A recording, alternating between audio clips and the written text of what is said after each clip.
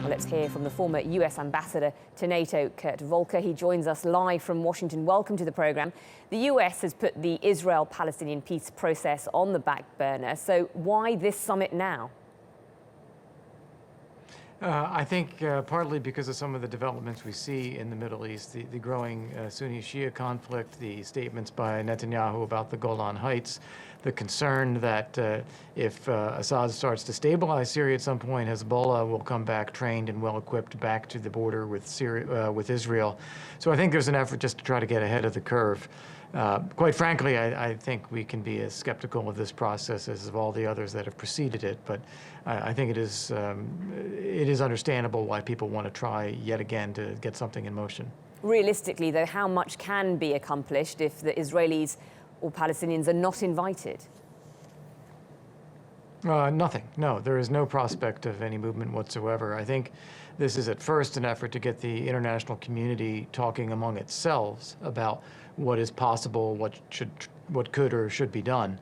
But frankly, with both sides, both with the Israelis and with the Palestinians, including how divided the Palestinians are, I don't think there is any ground laid that would make progress possible. Now, in December, US Secretary of State John Kerry sparked a furor when he said Israel's continued occupation of the West Bank could make it impossible to partition the land between Jewish and Palestinian states.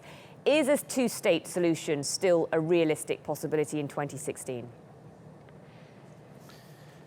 Well, it is a possibility. It may not be the only possibility, and right now there's no pathway. There's no progress for how to get to here to there.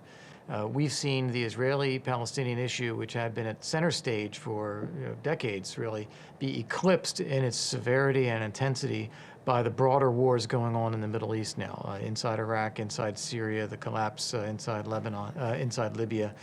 And so with all of these other crises going on, the Israeli-Palestinian issue is not at the center.